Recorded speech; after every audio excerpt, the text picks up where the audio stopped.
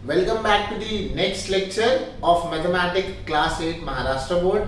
बच्चों आज हम जो है क्लास 8 महाराष्ट्र बोर्ड में क्यूब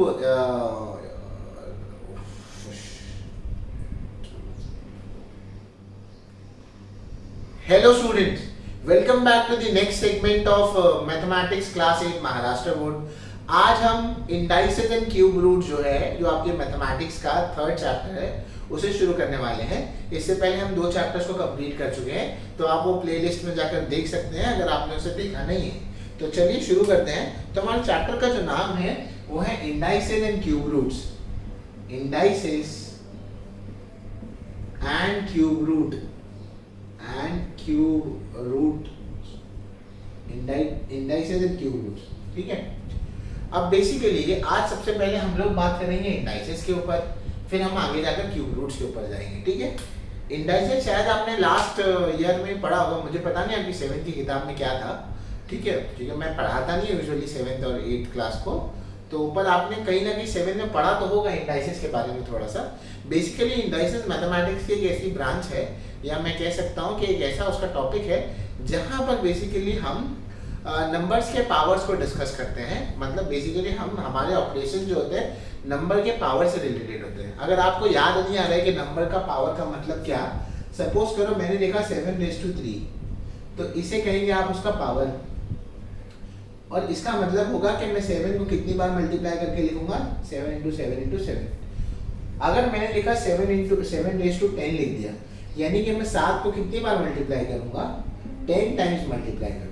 तो ये नंबर बहुत बड़ा हो जाता है ना, तो इसको कंसाइज फॉर्म में या छोटा करके लिखने के फॉर्म में हम इसको कैसे लिख सकते हैं, ऐसे लिख सकते हैं। तो जो 7:10 है आप उसको कैसे लिख सकते हैं, यानी 7 को आप 10 बार मल्टीप्लाई करें और फिर क्या करें, ऐसे लिखें। फेयर इनफ, ठीक है, समझ गए हैं, ठीक है। तो ये आपको कहीं ना कहीं इंडाइसेस से रिलेटेड था। अब आपने इंडाइसेस से रिलेटेड बेटा कुछ प्रॉपर्टीज पढ़ी है जो आपको याद होनी चाहिए। एक मिनट का सो आपने इंडाइसेस से रिलेटेड बेटा कुछ प्रॉपर्टीज पढ़ी जो आपको पता होनी चाहिए। तो चलिए देखते हैं अगर आपको याद है या नहीं। काफी सिंपल और इंटरेस्टिंग प्रॉपर्टीज थी। अगर ये तो आपको पता होगा,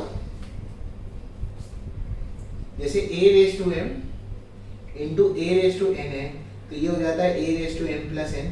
मतलब अगर दोनों का बेस सेम हो, इसे बेस कहते हैं, और ये भी बेस ही आपका, यस, ठीक है।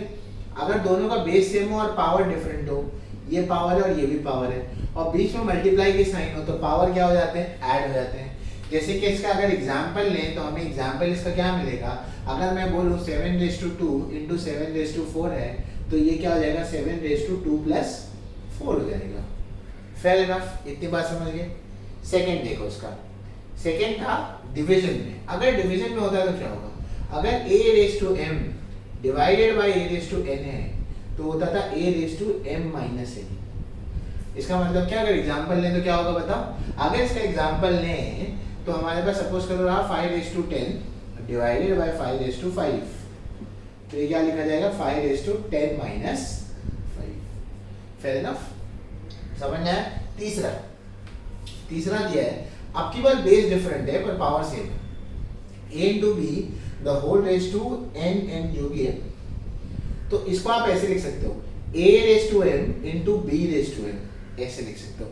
क्या मतलब इसका मतलब ये, अगर मैं इसका एग्जांपल लूं तो इसका एग्जांपल क्या हो जाएगा बेटा, इसका एग्जांपल कुछ ये हो जाएगा। अगर सपोज करो मैंने लिखा 7 × 2 4, तो ये क्या हो जाएगा बताओ, 7⁻4 × क्या हो जाएगा, 2⁻4। फेयर इनफ, समझ में आया। उसके अलावा ये प्रॉपर्टी काफी इंपॉर्टेंट है, any number raise to 0 is 1। यानी कि अगर मैं लिखूं 100⁻0 तो भी क्या होगा, 1 होगा। अगर मैं लिखूं 2000⁻0 तो वो भी क्या होगा, 1 होगा। Fair enough, any number raise to 0 क्या होता है, 1 होता है, ठीक है। And any number raise to 1 क्या होता है, इटसेल्फ, ठीक है। यानी इसके बाद a⁻m है, तो उसको अपन ऐसे लिख सकते हैं 1/a⁻m। इसका मतलब क्या है, अगर a⁻7 है, -7 है, तो मैं ऐसे कैसे लिख सकता हूँ, 1/a⁻7। फेयर इनफ, समझ में आया। इसके अलावा ये है 6th प्रॉपर्टी है इसकी। एक मिनट में देख लूँ आपको दिखाई दे रहा है नहीं यहाँ से। हाँ, तो अब आपकी सिक्स्थ प्रॉपर्टी है।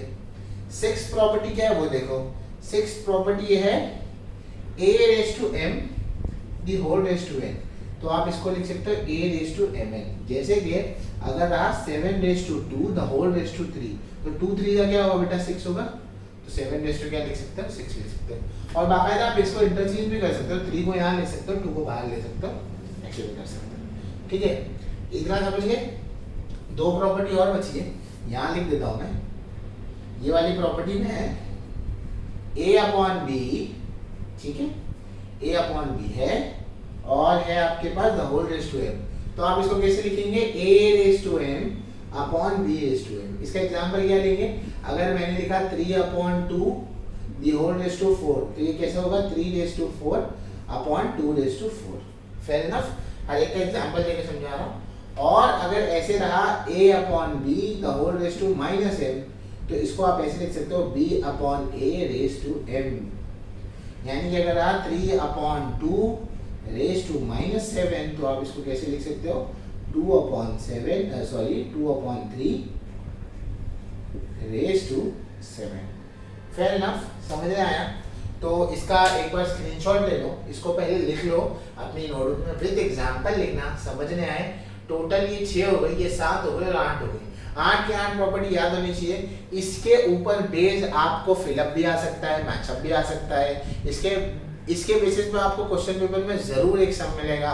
और ये काफी बेसिक प्रॉपर्टीज है और एसेंशियल प्रॉपर्टीज है, तो आपको याद रहना जरूरी है। तो प्लीज इसको नोट डाउन कर लो। अब हम जाएंगे फर्स्ट एक्सरसाइज की तरफ, ठीक है, ये हो गया। अच्छा चलो, तो फर्स्ट एक्सरसाइज से पहले आपको बेसिक कुछ बातें पता होनी चाहिए रूट के बारे में। ये रूट और पावर में बेटा डिफरेंस क्या होता है, हम रूट और पावर में क्या कहेंगे कि इसका डिफरेंस क्या है, सबसे पहले ये समझेंगे। आपको ये दिया कि मीनिंग क्या है अलग अलग नंबर्स का, वो है वो लिखना है। पहले ये सुन लो, मेरे हिसाब से समझाना जरूरी है, क्योंकि सेकेंड एक्सरसाइज जब पढ़ोगे तो पावर एंड रूट ये दोनों को समझ लो। ये एक्चुअली सेकेंड एक्सरसाइज में आएगा, पर अभी अगर फर्स्ट एक्सरसाइज में भी इसको याद रखो तो ठीक रहेगा। पावर और रूट के बारे में कह रहा हूँ, ठीक है। अगर मैंने लिखा 7 रेज टू 2, तो ये इसका पावर है, ठीक है। अगर मैंने लिखा 7 रेज टू 1 अपॉन 2, तो ये जो है उसका रूट आता है, जो अपॉन में होता है वो रूट होता है। और एक्चुअली पावर और रूट में डिफरेंस क्या है, पावर रूट में डिफरेंस ये होता है, सपोज करो पावर का मतलब ये होगा, अगर 7 रेज टू 2 लिखा मतलब मैं 7 को कितनी बार मल्टीप्लाई करूंगा, 2 बार मल्टीप्लाई करूंगा। और रूट का मतलब ये रहता है, यहाँ पर भी 2 है, मतलब ऐसे कोई दो नंबर होंगे, मतलब मैं अभी तो उसमें जाना मत, लिटरली आंसर्स में मत जाना, मैं मतलब समझाने की कोशिश कर रहा हूँ। ऐसे कोई तो दो नंबर होंगे जिनको 2 बार मल्टीप्लाई करके 7 आएगा। अगर मैं यहाँ पे सपोज करो 8 लिखता, तो ऐसे सेम कुछ ऐसे 8 नंबर्स होंगे जिनको मल्टीप्लाई करके क्या आएगा 7 आएगा। यानी कि पावर का मतलब ये होता है कि अगर आपने लिखा तो उतनी बार मल्टीप्लाई करना है, और यहाँ पर जो नंबर लिखा रहेगा उसको उतनी बार मल्टीप्लाई करके वो नंबर मिलेगा। समझ गए? तो एक सिर्फ आपको कमांड दे रहा है और एक एक्चुअली आपको एक आंसर दे रहा है, मतलब एक तरह से ये क्वेश्चन है आपके लिए और एक तरह से आंसर है। समझ में आया? तो पावर बेसिकली बताओ, अगर लिखा रहेगा तो उतनी बार वो नंबर को मल्टीप्लाई करना है, और रूट एक तरह से वो नंबर आएगा जब आप उतनी बार सेम नंबर को मल्टीप्लाई करो। कोई तो एक नंबर होगा जिसको सेम टाइम मल्टीप्लाई करोगे तो आपको क्या मिल जाएगा, रूट मिल जाएगा। फेयर इनफ, समझ में आया? ठीक है, ओके। अब अगर ये समझ गए तो फर्स्ट एक्सरसाइज हमारी काफी सिंपल है, तो फर्स्ट एक्सरसाइज को देख लो पहले। तो हमारी फर्स्ट एक्सरसाइज क्या है? हमारी फर्स्ट एक्सरसाइज प्रैक्टिस सेट 3.1 है, ठीक है। आपको क्या करना है, पहला क्वेश्चन देखो क्या है। तो प्रैक्टिस सेट 3.1, प्रैक्टिस सेट 3.1 शुरू करें हम। पहला सवाल क्या है? पहला सवाल बेटा ये है, express the following numbers in index form. ये सारे नंबर्स को कैसे लिखना है? इंडेक्स फॉर्म में लिखना है। तो पहला है 5th रूट ऑफ 13। क्या दिया है? 5th रूट ऑफ 13, इसको इंडेक्स फॉर्म में लिखना है। तो इसको कैसे लिखेंगे? देखो ये इंडेक्स फॉर्म क्या होता है वो देखो। तो मैं आपको बताता हूँ, एक तो इंडेक्स फॉर्म होता है और एक रूट फॉर्म होता है। तो अगर ये 5th रूट ऑफ 13 है तो ये आप कैसे लिखोगे? 13 और उसका 5th रूट कहाँ लिखा जाता है? नीचे लिखा जाता है। तो ये क्या हो गया आपका 5th root of 13। That's it. समझ में आया? मतलब जो भी बेस रहेगा वो क्वेश्चन के आखिर में रहेगा।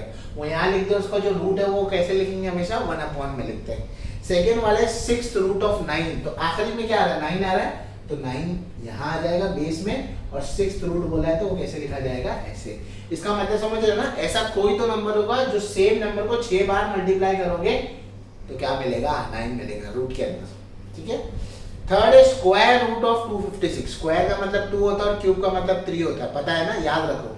नहीं पता है तो नोटबुक में लिख लो, ऊपर का स्क्वायर का मतलब 2 होगा और क्यूब का मतलब 3 होगा।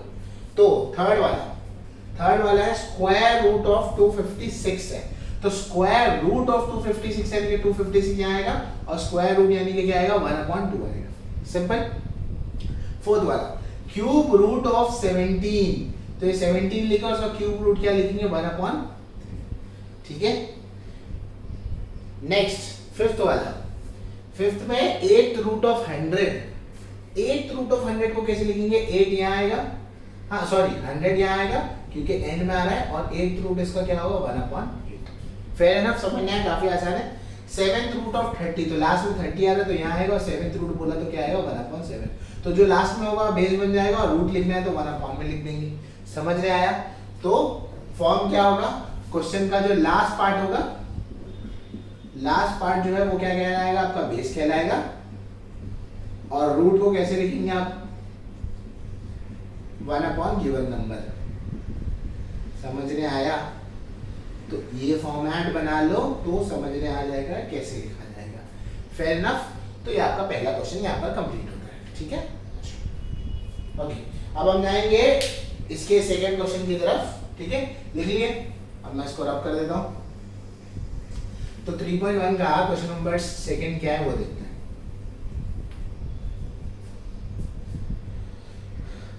क्वेश्चन नंबर सेकंड ये है आपका, write the following nth root of a in each of the following numbers। ठीक है, nth रूट ऑफ a पूछा है, आपको लिखना है, मतलब जो ऊपर लिखा था जैसे वो क्वेश्चन था तो आपको लिखना है।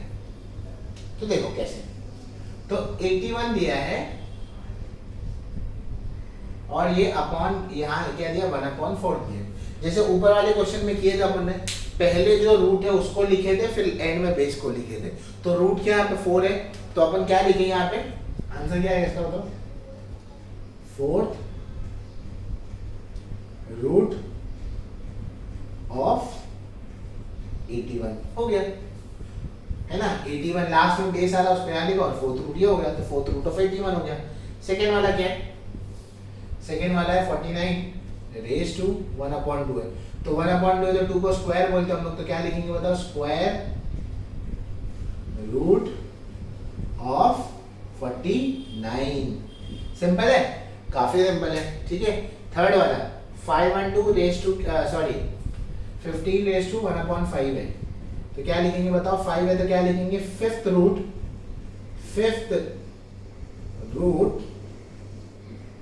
ऑफ किसका, 15 का, है ना। चौथा क्या आएगा बताओ, फोर्थ वाला है आपके लिए 5/2 रेज टू 1/9 है, 5/2 रेज टू 1/9 है, तो कैसे लिखेंगे बताओ, इसको लिखेंगे 9th रूट ऑफ 5/2। 5/2 का क्या आएगा, 9th रूट आ जाएगा, सिंपल है, ठीक है। नेक्स्ट फिफ्थ क्वेश्चन क्या है, फिफ्थ क्वेश्चन है हमारा 100 रेज टू 1/19 है, तो कैसे लिखेंगे बताओ, 19, ठीक है, 19th रूट ऑफ 100। समझ में आया। लास्ट वाला क्या है, 7 लिखा है ना, हाँ, तो क्या होगा बताओ, 7th root of 6। Fair enough, जो ऊपर लिखे थे वही नीचे करना था, जो नीचे लिखे थे उसी को ऊपर करना था, है ना। बेस वाला हमेशा लास्ट में आता, पावर आगे आता, उसको लिख दिए। इस तरह से तुम्हारी पहली एक्सरसाइज खत्म होती है। तो इस एक्सरसाइज में हमने किया क्या, अगर ओवरऑल मैं आपसे कहूँ कैसे, मुझे रिवाइज करके बताओ कि ओवरऑल आपने इसमें किया क्या। तो बेसिकली इस एक्सरसाइज में हमने इंडाइसेस को समझा कि इंडाइसेस क्या होता है, हमने ये समझा कि पावर और रूट में फ़र्क क्या होता है, उसके बाद हमने ये समझा कि किसी भी नंबर को इंडेक्स फॉर्म में कैसे लिखते हैं, और उल्टा पावर में रहेगा तो ऐसे कैसे लिखा जाता है और दूसरा इंडेक्स फॉर्म में कैसे लिखा जाता है। ठीक है, मतलब ये इंडेक्स फॉर्म है और ये नॉर्मल जो फॉर्म है वो है तुम्हारा, बराबर। तो इस तरह से तुम्हारी पहली एक्सरसाइज कंप्लीट होती है। तो अगर अच्छा लगा तो प्लीज़ शेयर करो इसको बाकी लोगों के साथ, अपने स्कूल के ग्रुप्स में बताओ, व्हाट्सएप ग्रुप को ज्वाइन करो, और कोई भी डाउट हो तो प्लीज़ कमेंट सेक्शन में मेंशन करो। Okay, thank you.